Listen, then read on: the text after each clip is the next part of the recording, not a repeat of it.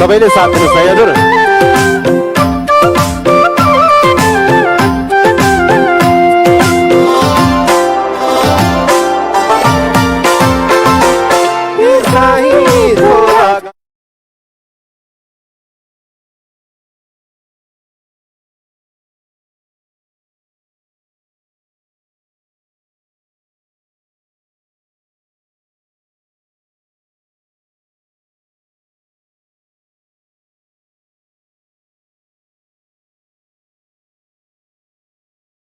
एकाता तोडेर नजाऊ साथी हो, मूल बाटो मोडेर नजाऊ साथी हो।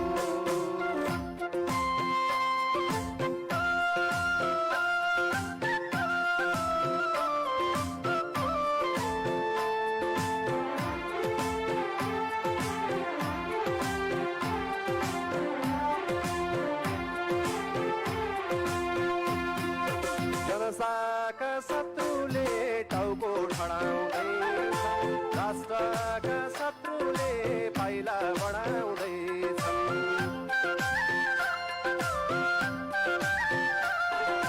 जनताका शत्रुले टाउको ठडाउँदैछन्, राष्ट्रका शत्रुले पाइला बढाउँदैछन्।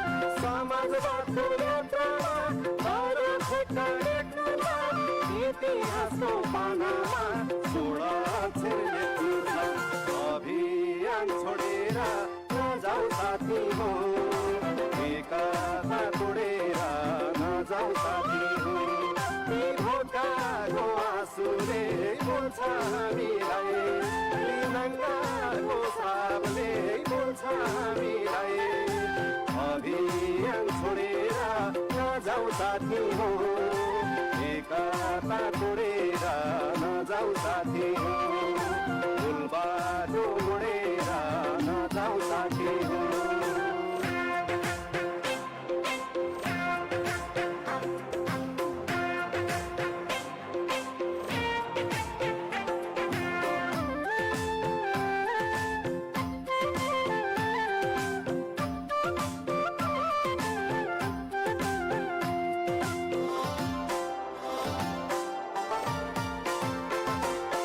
विकासका मूलहरू भर्खर फुटेका छन्, जनताका मनहरू एक भई जुटेका छन्।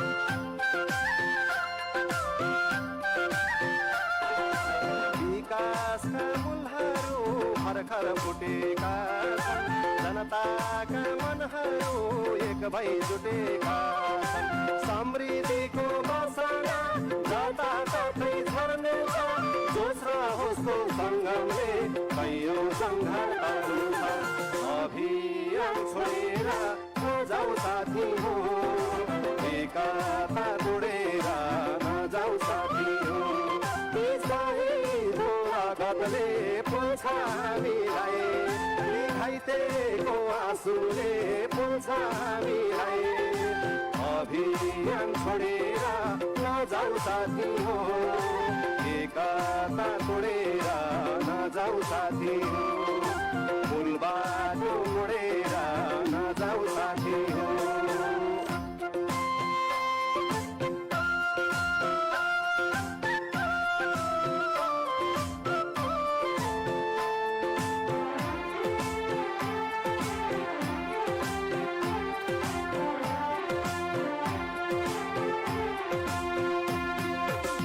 खण्डनवादीले घरै जलाउँदैछन्, अवसरवादीहरूले कैँची चलाउँदैछन्।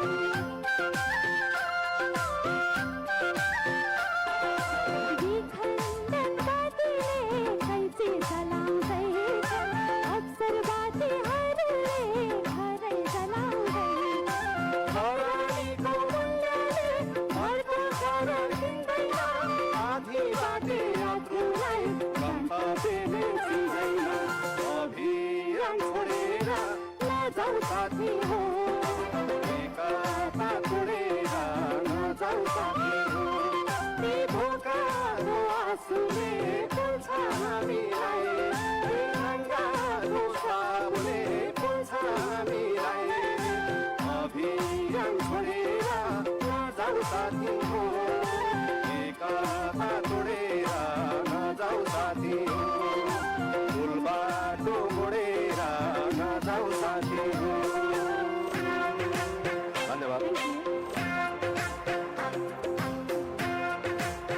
आयोजकलाई पनि धन्यवाद।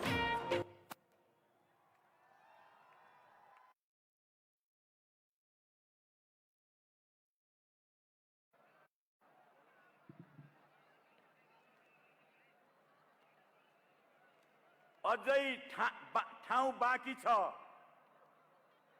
कम्युनिस्ट आन्दोलनले राजनीतिक क्रान्तिता पूरा गर्यो, जनवादी क्रान्तिता पूरा गर्यो, विकास र समृद्धिको हाम्रो अभियान बाँकी छ। आऊ फर्क, बाटो नबिराऊ, यो अभियानलाई छोडेर नजाऊ। अझै पनि एकताको सार्थकता बाँकी छ। एकताबाट नभाग र राष्ट्रिय स्वाधीनताको पक्षमा आऊ। आत्मसमर्पणवादी बन्दै विदेशीको पढाइको टागामुनि नछिर भनी आह्वानको साथ कलाकार साथीहरू यहाँबाट बिदाउनु भएको छ। म कलाकार साथीहरूलाई हार्दिकतापूर्वक धन्यवाद दिन चाहन्छु। अब सम्माननीय प्रधानमन्त्रीज्यूलाई यो स्टेजमा बोलाउनुभन्दा अगाडि सुभाष कुमार श्रेष्ठ, जसले अत्यन्त राम्रो चित्र तयार गर्नुभएको छ, मनमोहक, अघि सबै दर्शकहरूलाई देखाइसक्नु भएको छ। त्यो चित्र सम्माननीय प्रधानमन्त्री, पार्टीका सदस्य अध्यक्ष कमरेड केपी शर्मा ओलीलाई हस्तान्तरण गरिदिनको लागि म महेश बस्नेतलाई अनुरोध गर्छु। सुभाष कुमार श्रेष्ठको तर्फबाट कमरेड महेश बस्नेत।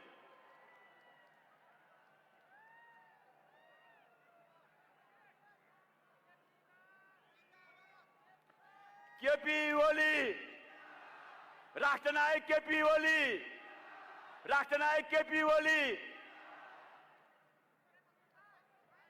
कमरेडहरू, अघि अलिअलि बादल लागेको थियो, पानी पर्ला पर्ला जस्तो भएको थियो, हाम्रो मुटुमा सिलिरा चिसो पस्दै थियो। जब अब सम्माननीय प्रधानमन्त्री केपी ओली हाम्रो सामु बोल्न आउँदै हुनुहुन्छ भनेपछि बादल फाटो र घाम लागेका छन्। सूर्य चिन्ह केपी ओली हाम्रो, सूर्य चिन्ह हाम्रो, केपी ओली हाम्रो, सूर्य चिन्ह हाम्रो। म यही कुरा राख्दै सम्माननीय प्रधानमन्त्री, पार्टीका सदस्य अध्यक्ष कमरेड केपी ओलीलाई यो विशाल जनसभालाई सम्बोधन गरिदिनको लागि हार्दिक अनुरोध गर्छु। कमरेड केपी ओली।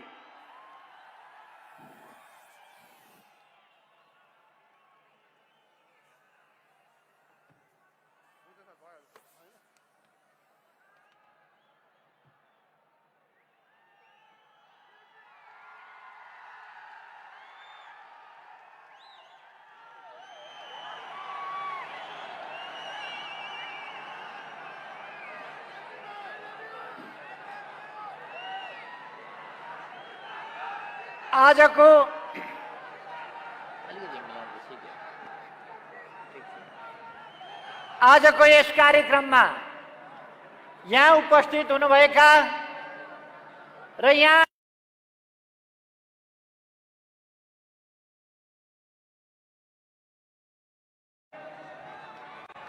र देशभन्दा बाहिर समेत रहनुभएका र विभिन्न सञ्चार माध्यमहरूबाट यो कार्यक्रम हेरिरहनुभएका सबै दाजुभाइ दिदीबहिनीहरूमा हार्दिक अभिवादन, नमस्कार।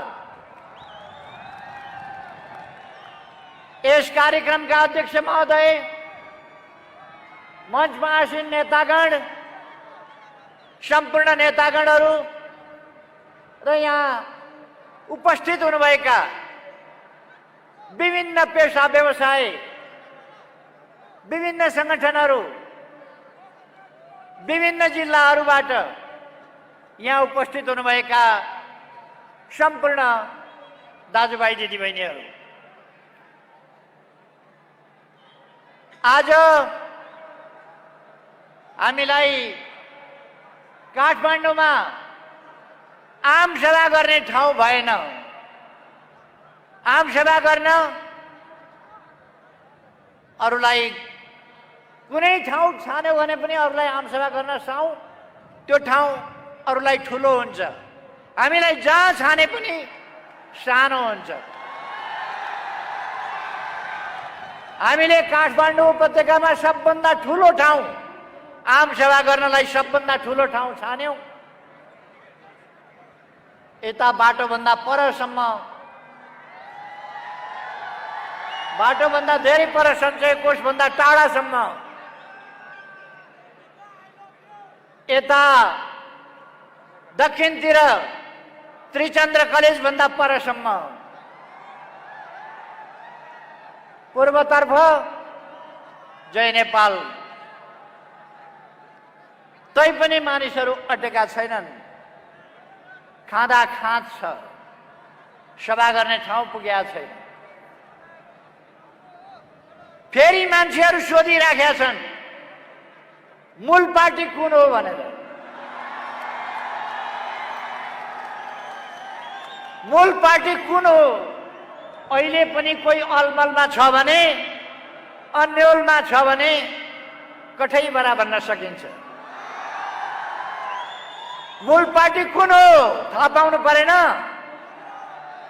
मूल पार्टी यही हो जहाँ तपाईँ हामी छौँ। यही हो मूल पार्टी। यो कम्युनिस्ट पार्टीको मूल पार्टी मात्रै होइन, देशकै मूल पार्टी हो। देशकै सबभन्दा ठुलो पार्टी हो। देश बनाउने पार्टी हो यो। देशको रक्षा गर्ने पार्टी हो यो। सार्वभौम सत्ताको रक्षा गर्ने पार्टी हो यो। र यो पार्टी देशको स्वाधीनताको रक्षा गर्ने र त्यसको ठिक ढङ्गले प्रयोग गर्ने पार्टी हो। देशको भौगोलिक अखण्डताको रक्षा गर्ने पार्टी हो यो। यो पार्टी लोकतन्त्रका लागि 7 दशकभन्दा लामो सङ्घर्ष गरेर आएको पार्टी हो। बलिदान दिएर आएको पार्टी हो। सही बाटो ठम्याएर आएको पार्टी हो। लोकतन्त्र ल्याउन सर्वाधिक अहम भूमिका खेलेको पार्टी हो।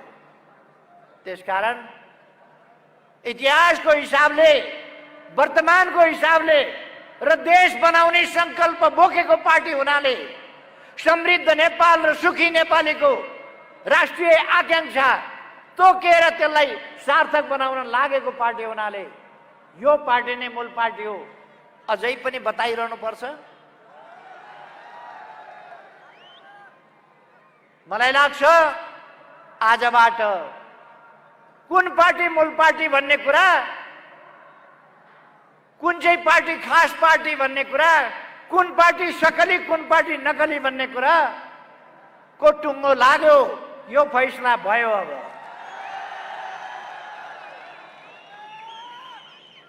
आज तपाईहरुलाई यहाँ उपस्थित हुन नदिनका लागि हिजो तथाकथित नेपाल बन्द गरियो। नेपाल बन्द गर्दा के गरियो? गरिबका लागि काम गर्ने भन्ने, गरिब सर्वहारा श्रमजीवीका लागि काम गर्ने भन्ने, तर श्रमजीवीका लागि काम गर्ने होइन। बुढी आमाले टमाटर साग किनेर डोकामा बोकेर ल्याएर बाटाका छेउमा बेच्न राखेको बाटाभरि छरेर क्रान्ति गर्न खोजियो। त्यही हो उहाँहरूको क्रान्ति। किसानका मुला फ्याँकिए, तरकारी फ्याँकियो, त्यही हो क्रान्ति उहाँहरूको। एउटा गरिब ट्याक्सीवालालाई झुक्क्याएर यात्री हुँ भनेर ट्याक्सी भित्र चढेर पेट्रोल खनाएर आगो लगाएर धन्न बाँचे बिचरा सर्वहारावादी पार्टी।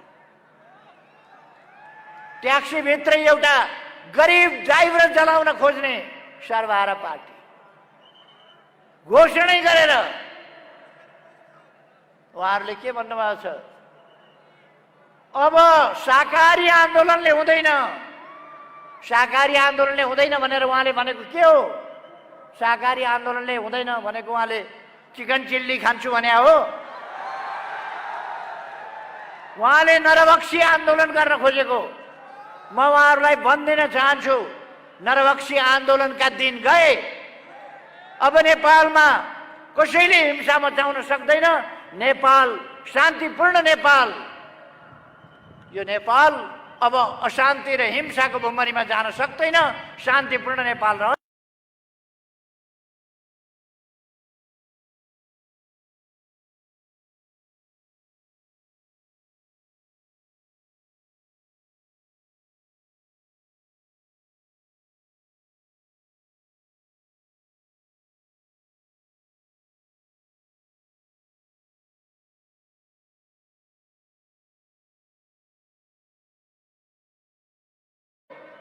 त्यो गरिबको नोक्सान गरिएको कुरा सरकारले क्षतिपूर्ति दिन्छ। बदमासी उहाँहरू गर्नुहुन्छ, तर हामी उहाँहरूलाई क्षतिपूर्ति दिन्छौँ। गरिबको नोक्सान भएको कुरा सरकारले हेर्छ, सरकारले बिहोर्छ त्यो कुरा। ट्याक्सी इन्सुरेन्स गरेको होला, इन्सुरेन्सले तिर्छ र इन्सुरेन्सलाई हामी त्यो ट्याक्सीको क्षतिपूर्ति दिन लगाउँछौँ। भएन भने यस देशमा गरिबलाई हेर्ने, जनतालाई हेर्ने सरकार छ, जनतालाई माया गर्ने सरकार छ, गरिबलाई माया गर्ने सरकार छ, शान्तिलाई मन पराउने, शान्ति स्थापना गर्ने सरकार छ, शान्तिका लागि लड्ने सरकार छ। त्यसकारण जनता ढुक्क हुनुहोस्। हिजो तपाईहरुलाई आज यहाँ आउन नदिनका लागि हिजो नेपाल बन्द गरियो।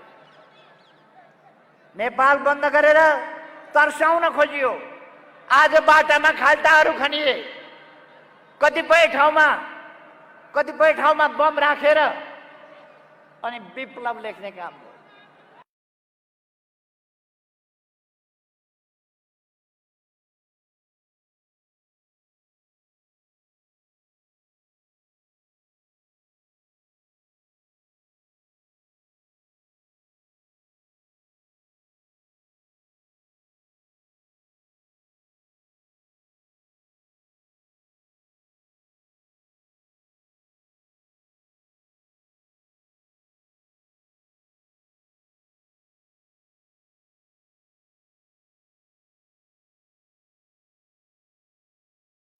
अब यस भेललाई कसैले देख्न सक्दैन।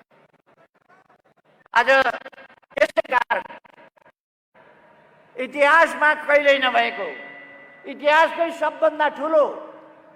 सबभन्दा ठुलो जनसभा आज पहिलोपल्ट काठमाडौँमा भइरहेको छ। इतिहासकै सबभन्दा ठुलो जनसभा हो। म तपाईहरुलाई धन्यवाद भन्न चाहन्छु, तपाईहरुलाई सलाम भन्न चाहन्छु। तपाईहरुको यो चेतनालाई, यो सजगतालाई भ्रम फिजाउने तत्त्वहरूका भ्रमहरूलाई चिरेर तपाईहरु जसरी स्पष्टताका साथ, दृढताका साथ यहाँ खडा हुनु भएको छ, यसलाई म सम्मान गर्न चाहन्छु। हामी कुन बाटोमा जान खोजिरहेका छौं, के गर्न खोजिरहेका छौं, म तपाईहरुलाई भन्न चाहन्छु। हामी समृद्ध नेपाल र सुखी नेपाली बनाउने यो नेपालको राष्ट्रिय आकांक्षा हो। यस आकांक्षालाई सफल बनाउन चाहन्छौं। यसका लागि हामी विभिन्न विकास निर्माणका कामहरूलाई अगाडि बढाइरहेका छौं। मैले भनिरहनु पर्ला जस्तो लाग्दैन। यस 3 वर्षमा मात्रै हामीले लगभग 6000 किलोमिटर डबल लेन, 4 लेन र 6 लेनका बाटाहरू कालोपत्र गरेका छौं। 400 भन्दा बढी सडक पुलहरू निर्माण गरेका छौं। 400 भन्दा बढी नै झोलुङ्गे पुलहरू निर्माण गरेका छौं। तुइनहरू विस्थापित गरेका छौं। विभिन्न विद्युत आयोजनाहरू सफल बनाएका छौं।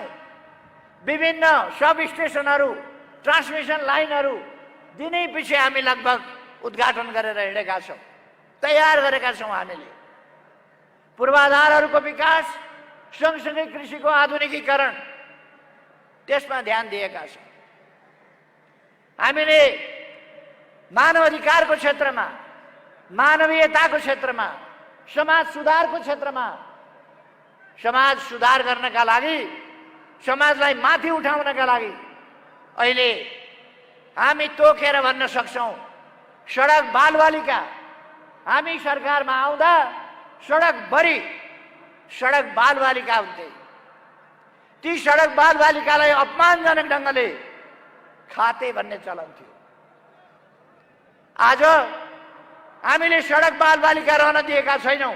आज सडकमा बालबालिका छैनन्। सरकार छ तिनलाई हेर्ने, तिनको अभिभावक सरकार छ, जुन बालबालिकाको अभिभावक छैन उनका लागि सरकार छ। यो हामीले घोषणा गरेका छौँ। आज सडकमा भड्किएर हिँड्नुपर्ने अवस्था छैन।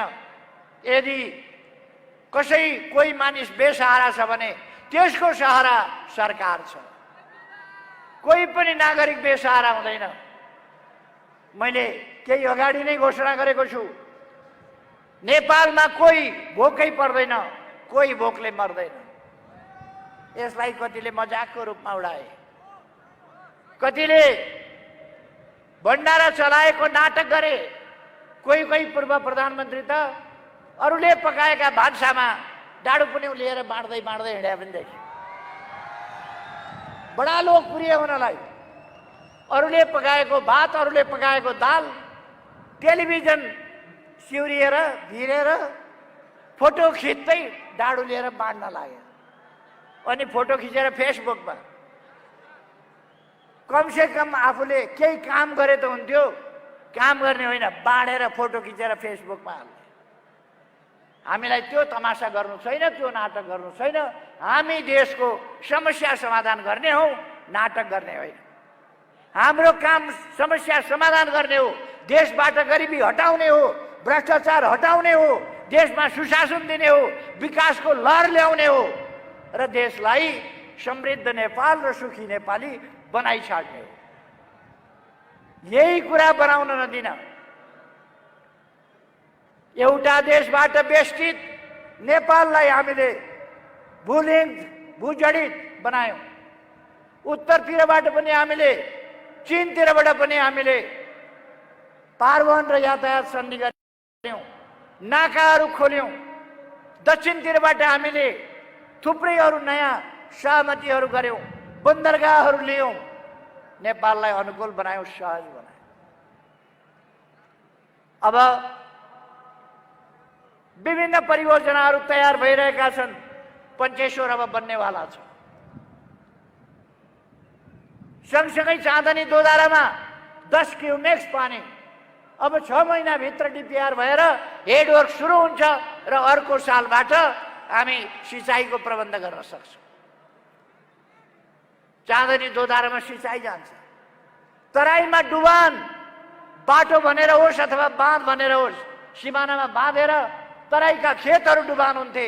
ती डुबानलाई हामीले कुरा गर्यौं भारतसँग र डुबान हटाउने काम गर्यौं। अझै केही कामहरू गर्नु छ, त्यसलाई अगाडि लाँदैछ। अनि कति वर्षदेखि, 20औं वर्षदेखि हुलाकी राजमार्ग कुरा मात्रै हुने गरेको थियो, तर काम भएको थिएन। पहिलोपल्ट म प्रधानमन्त्री भएपछि हुलाकी राजमार्ग हामी आफै बनाउँछौँ भनेर, हामी आफै हुलाकी राजमार्ग बनाउँछौँ भनेर हामीले सुरु गर्यौं। 10 अरबको त्यस वर्षका लागि बजेट छुट्यायौं र हुलाकी राजमार्ग आज लगभग पुरा हुने स्थितिमा छ। केही ठाउँहरूमा बाँकी छ, त्यो छिटै पुरा गर्ने तयारीमा हामी लागिरहेका छौँ। पूर्व पश्चिम राजमार्ग हामी चौडा गरिरहेका छौँ। 4 लेन 6 लेनको काम भइरहेको छ, साथीहरूले देखिरहनु भएको छ। नेपालमा रेल ल्याएका छौँ, अब केही दिनभित्रबाट नियमित रूपमा सञ्चालन गर्दैछौँ। पूर्व पश्चिम रेलको बाटो हामी निर्माण गर्दैछौँ। पूर्व पश्चिम रेलको बाटो केही ठाउँमा निर्माण सुरु भएको छ, केही ठाउँमा निर्माण अब सुरु हुँदैछ।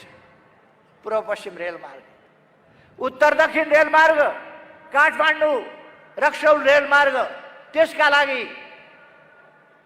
अब भारतसँग सम्झौता भएर डिपिआर भएको छ। अब त्यसको काम सुरु हुन्छ। डिपिआर अन्तिम अवस्थामा पुगेको छ। चीनतर्फ रेलमार्गको सम्बन्धमा हामीले सहमति गरेका छौँ। त्यसै गरेर नेपाललाई चीनसँग जोड्ने मामलामा टोखा छहरे सुरुङ मार्ग, बेत्रावती सेब्रुबेसी सुरुङ मार्ग, यसबाट केरुङलाई हामी 1 घण्टाको बाटो बनाउँदैछौँ। 1 घण्टाभित्र हामी केरुङ पुग्छौँ राम्रा बाटाहरूबाट। यस्तै गरेर नेपाललाई हामीले सुरुङ मार्गमा प्रवेश गराएका छौँ। अब नेपालको विकास अब सुरुङ मार्गमा प्रवेश गरेको छ। यही थानकोटबाट नौबिसे सुरुङ मार्ग खन्ने काम सुरु भएको छ, यहाँहरूले देख्नु भएको छ। अब त्यो काम छिटै नै हामी पुरा गर्दैछौँ। म यहाँहरूलाई आग्रह गर्न चाहन्छु, हाम्रा विकास निर्माणका कामहरू चौतर्फी रूपमा कृषिको आधुनिकीकरण, व्यावसायिकीकरणका लागि कृषिको आधुनिकीकरण कार्यक्रम हामीले अगाडि बढाएका छौँ। अब हाम्रा युवाहरू विदेश जान नपरोस्।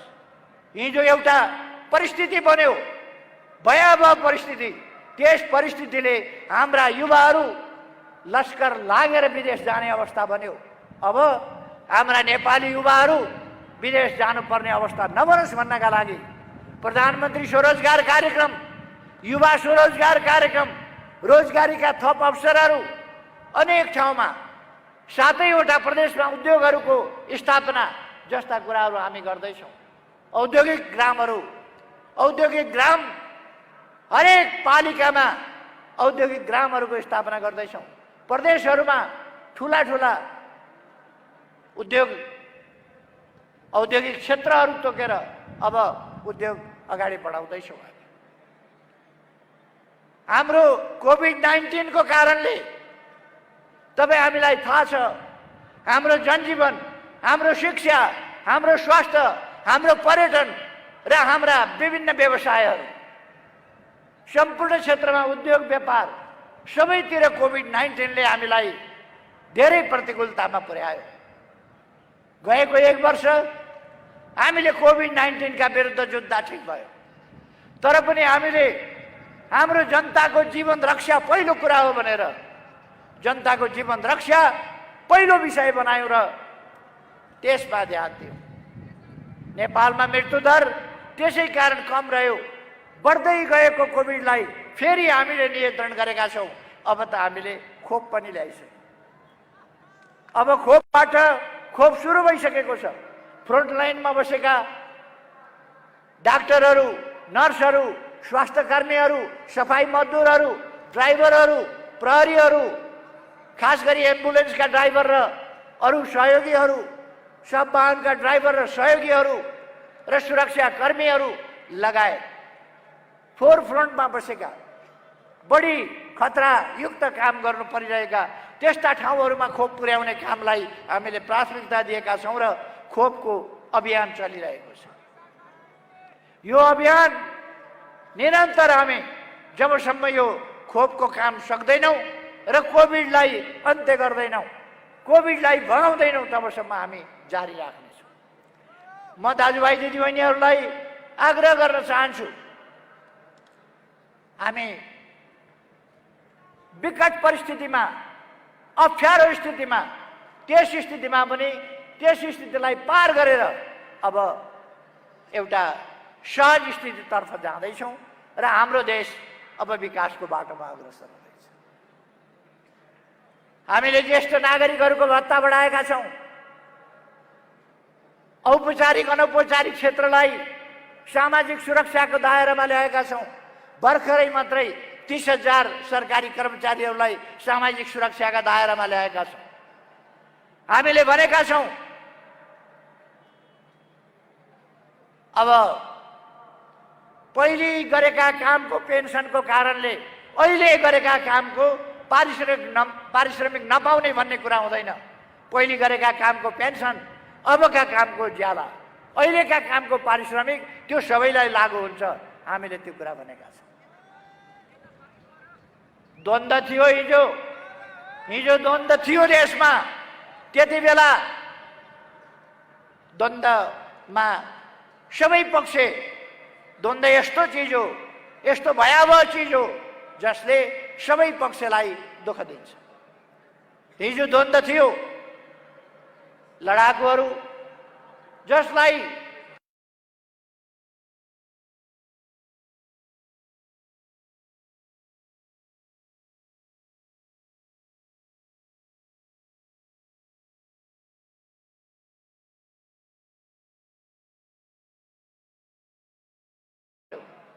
जनताको सुरक्षाका लागि काम गर्दा उनीहरूले शहादत प्राप्त गर्नु पर्यो।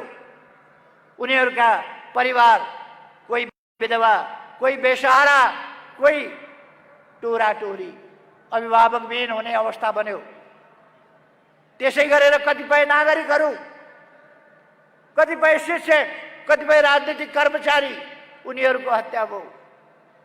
जुनसुकै कारणले होस्, हिजो द्वन्द्वकालमा पीडित भएकाहरू सबैको हेरविचार सरकारले गर्नका लागि एउटा समिति बनाएको छ सरकारले। त्यसले अविलम्ब यस्ता कुराहरूको तथ्याङ्कहरू सङ्कलन गर्छ र सबैको हेरविचार गर्नेछ, उचित प्रबन्ध गर्नेछ। रोजगारीका अवसर, अनाथ भएका बालबालिकाहरूको शिक्षाको प्रबन्ध, घाइतेहरूको स्वास्थ्यको प्रबन्ध, यी कामहरू सरकारले गर्नेछ भनेर मैले पहिले नै भनिसकेको छु। म आग्रह गर्न चाहन्छु, त्यसकारण दाजुभाइ दिदीबहिनीहरू, तपाईँहरू अलमलमा पर्नु भएको छैन, खुसीको कुरा हो। अलमलमा परेकाहरूलाई पनि सम्झाएर बुझाएर अलमलबाट मुक्त गरेर देश निर्माणको यस महाअभियानमा सरिक गरौँ। हाम्रा राम्रा उद्देश्यहरू छन्। मैले एउटा अठोट लिएँ, देशलाई समृद्ध बनाइ छोड्ने, भ्रष्टाचार मुक्त बनाइ छोड्ने, त्यो अभियान मैले लिएँ। त्यो अभियान लिएपछि त्यस अभियानलाई असफल पार्न, त्यो अभियानलाई बदनाम गर्ने, चरित्र हत्या गर्ने, जनतालाई गलत सूचना दिने र जनतालाई भ्रममा पारेर देशलाई अन्यत्र मोड्ने प्रयासहरू भए। जति बेला उत्तरतिरको बाटो परिवहन र यातायात सम्झौता मैले गरेँ, नाकाहरू खोले हो, त्यति बेला मलाई सरकारबाट पहिलोपल्ट हटाइयो। यसपल्ट जब नक्सा छापियो, जब संविधान संशोधन भयो, त्यसपछि तुरुन्तै मलाई सरकारबाट नहटाइ नहुने उत्पात मचिन थाल्यो। तपाईहरुले देख्नु भएको छ। त्यसपछि उहाँहरू अचम्म त उहाँहरू राष्ट्रवादको हाउभाउ गर्ने, राष्ट्रवादको नारा लाउने नकली काम थाल्नुभयो। काम गर्न दिनु भएन। तपाईहरुले थाहा पाउनुभयो, काम गर्न दिनु भएन। 3 वर्षसम्म आयोगहरू बनेनन्। अहिले 2-4 जना मान्छे पार्टी छोडेर बाहिर गएपछि आयोगहरू बने। 3 वर्षमा आयोग बने। संविधानले आयोग बनाउने परिकल्पना गरेको, आदेश दिएको 5 वर्ष नागिसकेपछि 5.5 वर्षमा चुनाव भएको 3 वर्षपछि बल्ल आयोग बने, जब 2-4 जना मान्छे पार्टीबाट बाहिर गए। ती मान्छे छैनन्जेलसम्म हामीले आयोगहरू गठन गर्न सकेनौं। महिला आयोग, दलित आयोग, मुस्लिम आयोग, मधेसी आयोग, जनजाति आयोग, समावेशी आयोग, विभिन्न आयोगहरू। मानवाधिकार आयोग रिक्त भयो, बनाउने स्थिति छैन। बल्ल केही मान्छेहरूले छोडे, आयोग बने। आयोग बनेकोमा कत्रो पीर। आयोग बनेको भोलिपल्ट नेपाल बन्द। कत्रो पीर। आयोग बन्नै नहुने, जनताको काम गर्नै नहुने, दलितको काम गर्नै नहुने, दलितका समस्या उठाउनै नहुने, मधेसी समस्या उठाउनै नहुने, मधेसीका नाउँमा राजनीति गर्ने, दलितका नाउँमा राजनीति गर्ने, पिछडिएका क्षेत्र वर्ग जनताका नाउँमा राजनीति गर्ने, तर त्यसका निम्ति काम गर्ने आयोग बन्न नदिने। कस्तो षड्यन्त्र। त्यस्ता षड्यन्त्रहरूलाई चिरेर हामीले आयोग बनायौं। काम गर्न दिएन। बीचमा यहाँहरूलाई थाहा छ, काम गर्न दिएन। मैले धेरै पल्ट भने यो सरकार 5 वर्षका लागि हो, 5 वर्ष चलाऊ। तर उहाँहरू केपी ओलीले हट्नुपर्छ, पार्टी फोड्नुपर्छ, केपी ओली हट्नुपर्छ, अनि जोडजाम गरेर विभिन्नसँग मोलतोल गरेर जसरी पनि केपी ओलीलाई हटाउनुपर्छ, देशलाई भड्कालामा हाल्नुपर्छ। त्यसलाई उहाँहरू स्थिरता भन्नुहुन्छ, त्यसलाई स्थायित्व भन्नुहुन्छ। के त्यो स्थायित्व हो र? उहाँहरू जनतालाई धोका दिँदै हुनुहुन्छ। आफ्नो महत्त्वाकांक्षाका लागि, आफ्नो स्वार्थका लागि, आफ्नो अहंकारका लागि, व्यक्तिगत अहंकारका लागि उहाँहरू यी सब काम गर्दै हुनुहुन्छ। जब उहाँहरूले सरकार चलाउन दिनु भएन, काम गर्न दिनु भएन, लोकतन्त्रलाई ठिक ढङ्गले चल्न दिनु भएन, संसदलाई ठिक ढङ्गले चल्न दिनु भएन, संसदलाई केही पनि काम गर्न नसक्ने पङ्गु अवस्थामा पुर्याउन थाल्नुभयो। र फेरि पहिलेकै जस्तो किनबेचको राजनीति, पहिलेकै जस्तो समीकरणको राजनीति, भएको बहुमतको सरकार ढालेर अनि जोडजामको अस्थायित्व, अस्थिरता, त्यतापट्टिको राजनीति उहाँहरूले गर्न खोज्नुभयो। त्यसकारण मैले काम गर्नै नपाउने अवस्था भएपछि नेपाली जनताका बीचमा ताजा जनदेशका लागि जानु पर्यो। काम गर्न नदिने ठिक कि काम गर्न खोज्ने ठिक, तपाईहरुले कसलाई साथ दिने फैसला दिनुस् भनेर मैले जनताका बीचमा जानु पर्यो।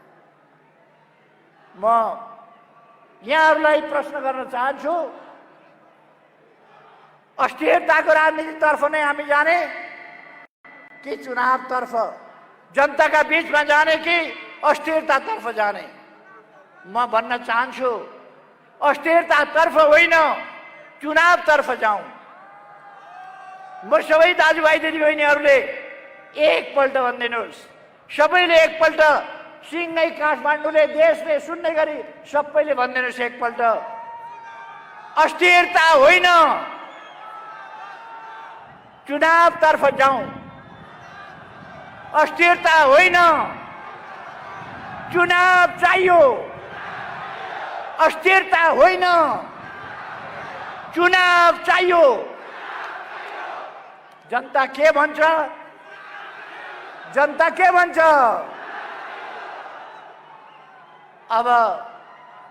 अब सबैले सुन्यो होला। उहाँहरूको जस्तो हामी कसैलाई धम्की दिँदैनौँ। उहाँहरू धम्कीको भाषा बोल्नुहुन्छ, हामी धम्की दिँदैनौँ। हामी आग्रह गर्छौँ, हामी अनुरोध गर्छौँ, हामी विनम्रताका साथ अनुरोध गर्छौँ, हामी धम्की दिँदैनौँ। उहाँहरूले भन्नुभयो, अदालतलाई धम्की दिनुभयो उहाँहरूले, निर्वाचन आयोगलाई धम्की दिनुभयो उहाँहरूले। त्यसकारण म आग्रह गर्न चाहन्छु, हाम्रा देशका निकायहरू स्वतन्त्र छन्, विवेकसम्म ढङ्गले निर्णय गर्नेछन्, म आग्रह गर्न चाहन्छु। त्यसकारण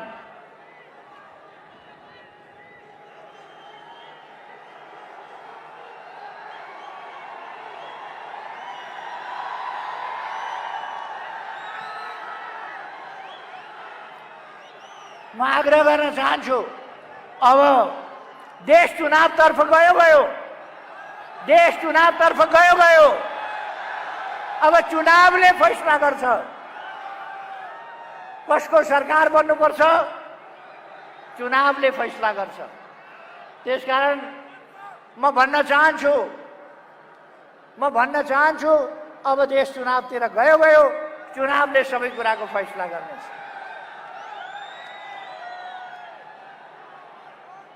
निर्वाचन आयोगमा गएर निर्वाचन आयोगलाई निर्वाचनको तयारी नगर भन्ने, निर्वाचन नगर्नु चाहिँ लोकतन्त्र अरे।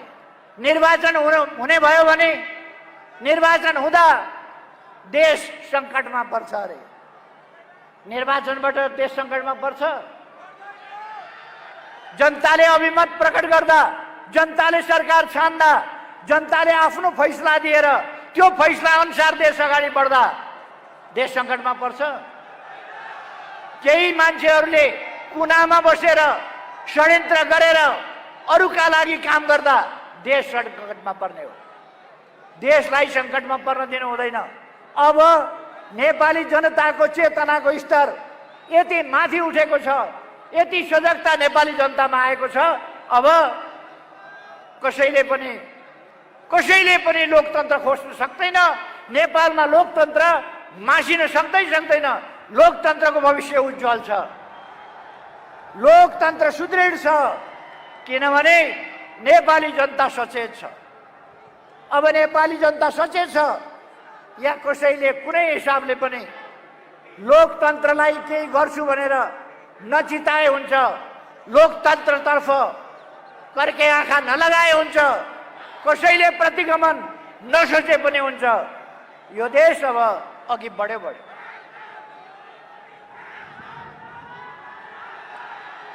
हामीलाई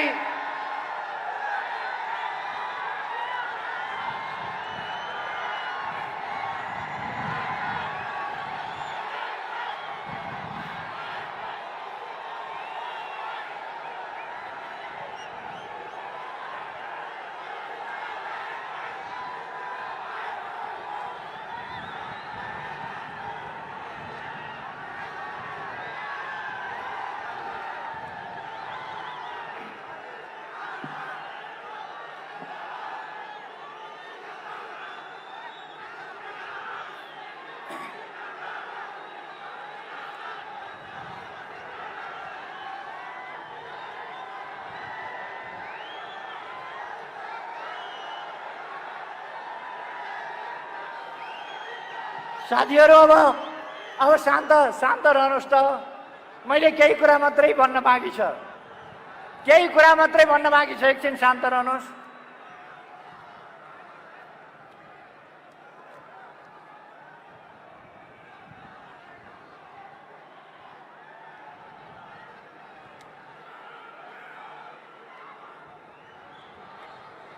चिसोले आँखामा नि आँसु आउँछ।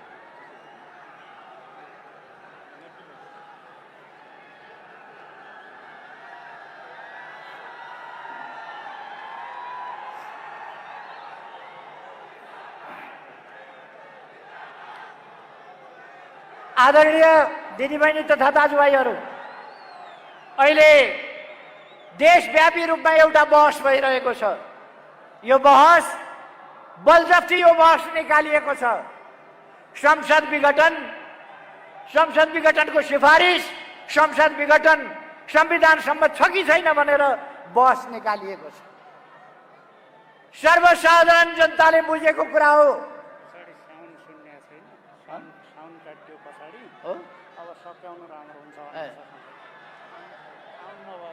पछाडि गइरहेको छ।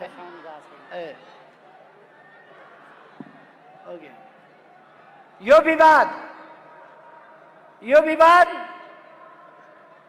संसद विघटन गर्नु संवैधानिक छ कि छैन, चुनाव हुनुहुन्छ कि हुँदैन, चुनावबाट स्थिरता कि अस्थिरता के आउँछ आदि कुराहरूको बहस भइरहेको छ। म भन्न चाहन्छु, संसदीय प्रणालीमा प्रधानमन्त्रीले काम गर्न नदिने अवस्था भयो भने, नपाउने अवस्था भयो भने संसद विघटन गर्छ। बेलायतमा लिखित संविधान छैन अथवा त्यहाँ प्रधानमन्त्रीले संसद विघटन गर्ने लेखेको छैन, लेखेकै छैन कतै प्रकारान्तरले पनि। तर प्रधानमन्त्रीले अस्ति भर्खर संसद विघटन गरेर चुनाव गराउनु भयो। यसरी प्रधानमन्त्रीले संसद विघटन गर्छ, काम गर्न दिएन भने ताजा जनादेश लिन पर्दछ।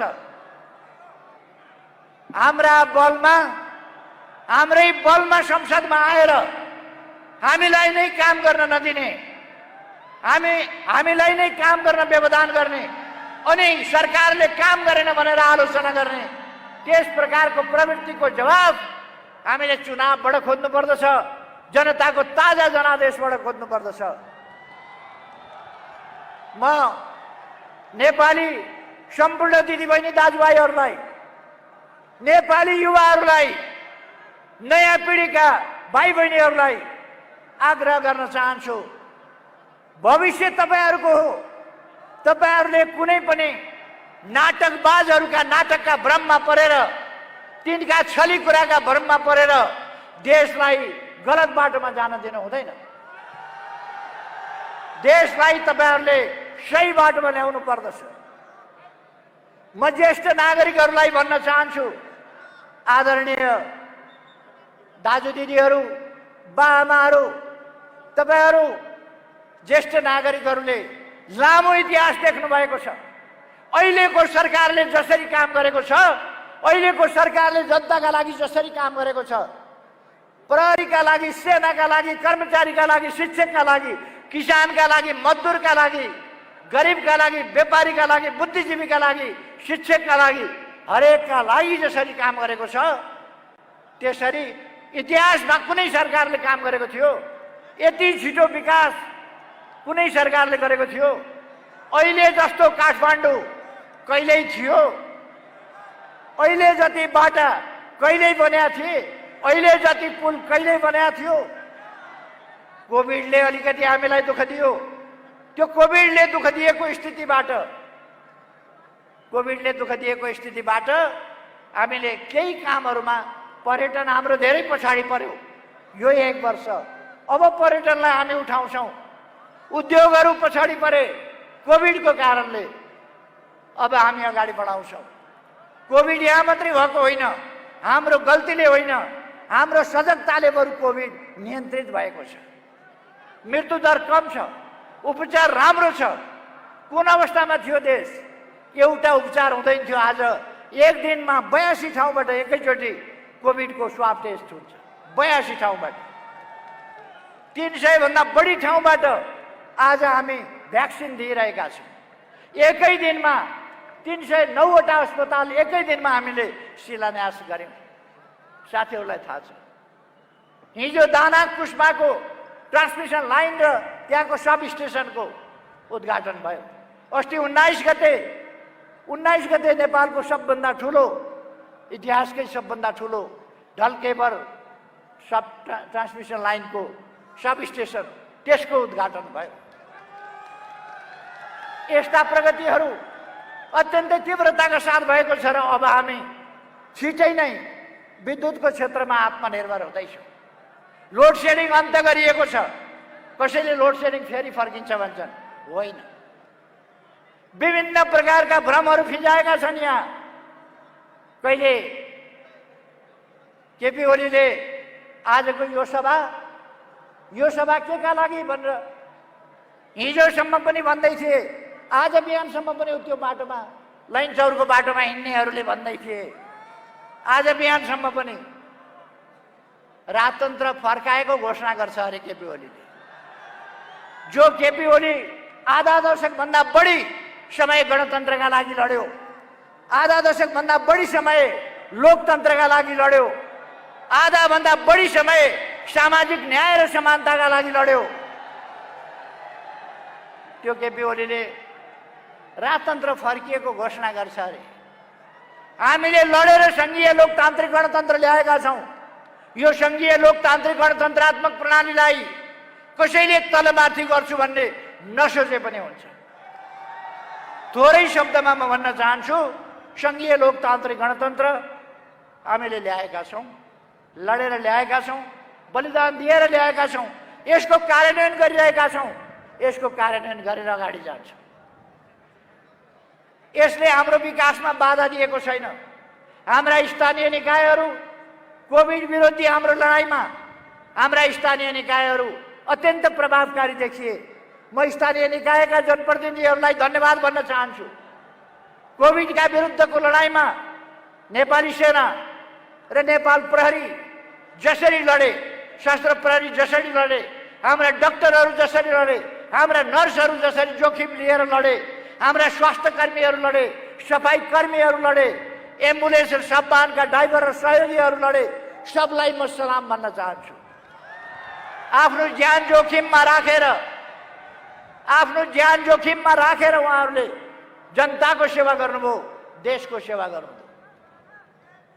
म सबैलाई धन्यवाद भन्न चाहन्छु। यति खुलेआम शाकाहारी आन्दोलन गर्दिन भनेर हिंसात्मक आन्दोलनको वकालत गर्ने, जनतालाई भड्काउन खोज्ने, युवाहरूलाई भड्काउन खोज्ने, हिंसा भड्काउन खोज्ने प्रयास हुँदा पनि त्यस्ता प्रयासलाई, त्यस्ता उत्ताउला कुराहरूलाई, उत्ताउला प्रयासहरूलाई रोक्न आफ्नो ज्यानको प्रवाह नगरेर शान्ति सुरक्षाका काममा खटेका सुरक्षा कर्मीहरूलाई म धन्यवाद भन्न चाहन्छु। उहाँहरूको कामको प्रशंसा गर्न चाहन्छु। रात दिन उहाँहरूले जनताको सुरक्षाको लागि, जीवधनको सुरक्षाको लागि, देशमा शान्ति कायम गर्नका लागि जुन काम गर्नुभएको छ त्यसका लागि म धन्यवाद भन्न चाहन्छु।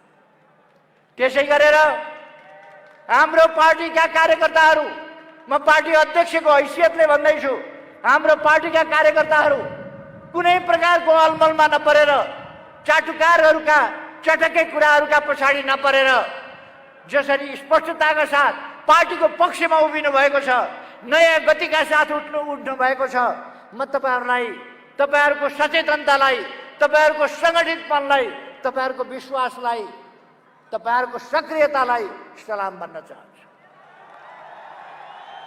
वास्तवमा तपाईहरूले सजगता देखाउनु भएको छ। पार्टी कार्यकर्ता भन्नाले जनवर्गीय पेशागत सामुदायिक सङ्गठनका कार्यकर्ताहरू, विभिन्न पेशा व्यवसायका दाजुभाइ दिदीबहिनीहरू सबैलाई म धन्यवाद भन्न चाहन्छु। आज यो कार्यक्रम गर्दा अवश्य नै ट्राफिकमा समस्या आएको छ, हिँडडुलमा समस्या आएको छ, गाडी बाइक चलाउन समस्या आएको छ, सडक एक ढङ्गले काठमाडौँ अस्तव्यस्त हुने स्थिति बनेको छ। यो हाम्रो बाध्यतालाई दाजुभाइ दिदीबहिनीहरूले बुझिदिनु भएकोमा म धन्यवाद भन्न चाहन्छु, कृतज्ञता जाहेर गर्न चाहन्छु। हामी सडकमा नउत्रिँदा अलिअलि मान्छे लिएर 2-4 हजार मान्छे लिएर 2-4 हजार जम्मा गरेर हामीलाई ललकार्ने काम हो, हामीलाई ललकार्ने काम हो। 2-4 हजार मान्छे लिएर केपी ओली यहाँ आऊ, हेर को हो पार्टी, कुन मूल पार्टी भनेर ललकार्ने काम हो। म आम जनतासँग क्षमा प्रार्थी छु। हाम्रो मनसाय त्यो होइन, हामीले दुःख दिन खोजेको होइन, तर कार्यक्रम हामीले गर्नै पर्ने परिस्थिति बन्यो, त्यसकारण हामीले यो सभा गर्यौँ।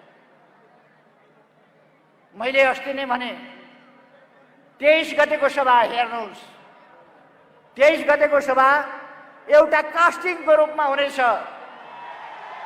यो कास्टिङको रूपमा हो। हामीले आम सभा गर्नुपर्छ भने काठमाडौँका सबै सडकमा स्क्रिन राखेर, साउन्ड सिस्टम सबै सडकमा राखेर काठमाडौँ भरिको आम सभा गर्न पर्ने अवस्था आउन सक्छ। अर्को कास्टिङ हामी 1 गते बुटौलमा देखाउँदैछौँ। 1 गते बुटौलमा अर्को सभा हुनेछ। 8 गते विराटनगरमा अर्को सभा हुनेछ। म हाम्रा आलोचक मित्रहरूलाई मन थामेर बस्न आग्रह गर्न चाहन्छु। मन थामेर बस्नुहोस्, हेर्दै जानुहोस् नेपाल कता जान्छ। नेपाललाई समाजवाद उन्मुख हुनबाट, नेपाललाई सामाजिक न्याय र समानता सहितको समृद्धिको देश बनाउनबाट कसैले पनि रोक्न सक्दैन। हामी गौरवपूर्ण इतिहास भएका वीर पुर्खाका सन्तान हौँ, विद्वान पुर्खाका सन्तान हौँ र हाम्रो प्रकृति सुन्दर मात्रै होइन, खनिजहरूले भरिएको, जलस्रोतले भरिएको, खानीहरूले भरिएको देश हो। हामी अब दैलेखबाट पेट्रोल डिजेल, त्यहाँ सर्वे अध्ययन अनुसन्धान गरिरहेका छौँ, त्यहाँबाट पेट्रोल डिजेल निकाल्नेछौँ। हामी धौबारीबाट, नवलपरासीको धौबारीमा हामीले विशाल फलाम खाने भेट्टाएका छौँ र त्यहाँबाट फलाम र स्टिल उत्पादन गर्न सकिने परीक्षण भइसकेको छ। अब उत्पादन गर्ने कामतिर हामी थाल्छौँ। तनहुँको मिनम डाँडाबाट, पर्वतको फलाम खानीबाट निक्लिने फलाम, त्यसै उद्योगसँगबाट हामी स्टिल र फलामका कामहरू गर्नेछौँ। फलाम र स्टिलका औजारहरू, सामग्रीहरू उत्पादनका कारखानाहरू खोल्नेछौँ। हामी तामाखानी जाजरकोटबाट, त्यस्तै गरेर बैतडीबाट फस्फरसको खानी, यस्ता खानीहरू अध्ययन गरिरहेका छौँ र त्यसबाट अब हामी बिस्तारै रासायनिक मल आफ्नै देशमा उत्पादन गर्ने र कृषिको उत्पादकत्व बढाउने काममा सुरु गरिरहेका छौँ, अध्ययन गरिरहेका छौँ। त्यसकारण म दाजुभाइ दिदीबहिनीहरूलाई भन्न चाहन्छु, हामीले निराश हुनुपर्ने कुरा छैन। हामी देश विकास गरेर अगाडि बढ्न सक्छौँ। एकताबद्ध भएर देश विकासमा हामी लाग्यौँ भने हाम्रो देश विकासको अभियानलाई कसैले पनि रोक्न सक्ने छैन। म यो कुरा साथीहरूलाई विश्वास दिलाउन चाहन्छु। अब मैले धेरै समय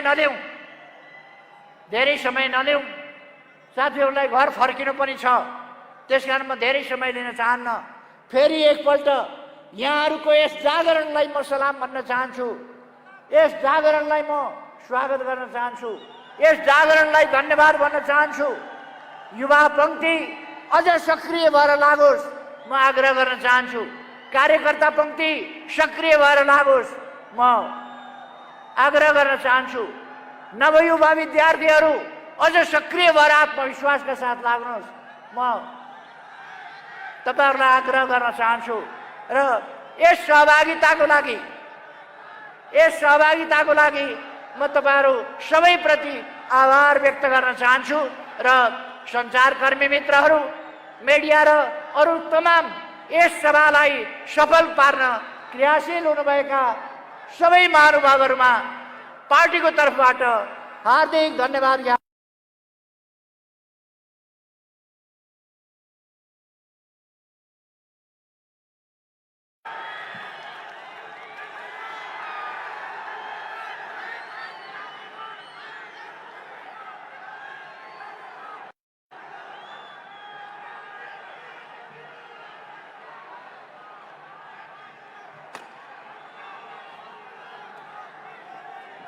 आदरणीय सहभागी कमरेडहरू,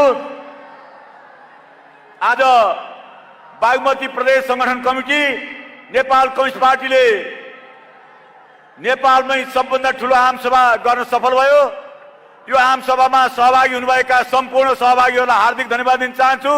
त्योभन्दा पनि धेरै राष्ट्रको काम र देशको काम, पार्टीको महत्त्वपूर्ण काम हुँदाहुँदै पनि बागमती प्रदेश संगठन कमिटीले आयोजना गरेको यस कार्यक्रममा उपस्थित भएर सारगर्भित मन्तव्य दिनुहुने सम्माननीय प्रधानमन्त्री एवं पार्टीका श्रद्धेय अध्यक्ष कमरेड केपी ओलीलाई बागमती प्रदेश संगठन कमिटीको हार्दिक धन्यवाद र बधाई ज्ञापन गर्न चाहन्छु।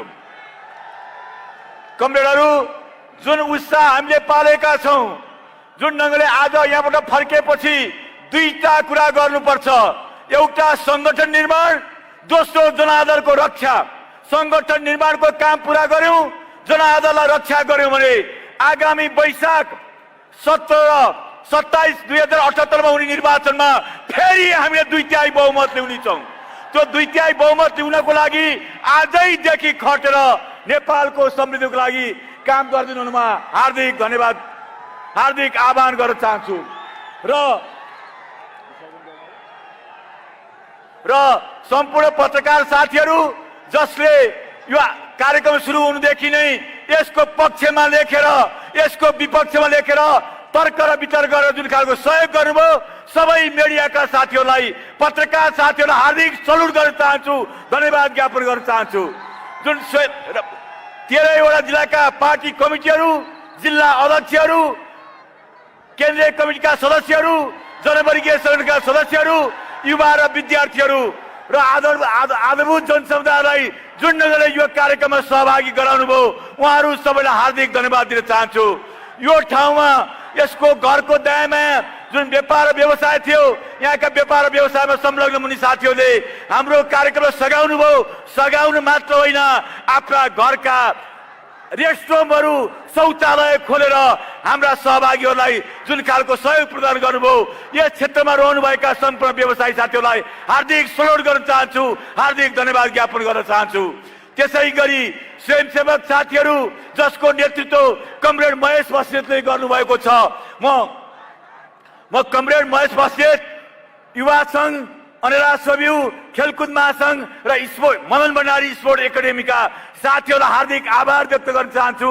यो कार्यक्रम समापन भइसकेपछि सबै स्वयंसेवक साथीहरू यही प्राङ्गणमा उपस्थित हुनुको लागि हार्दिक धन्यवाद दिन चाहन्छु। यति बेला स्वास्थ्य कर्मीहरूले जुन ढङ्गको स्वास्थ्य उपचार गर्नुभयो, 6 ठाउँमा स्वास्थ्य घुम्ती टोली राख्नुभयो, त्यसलाई आभार व्यक्त गर्न चाहन्छु। र WHO को प्रोटोकल अनुसार मास्क बाँडेर सहभागीहरूलाई सहयोग गर्नुभयो, मास्क बाँड्ने साथीहरूलाई, सेनिटाइजर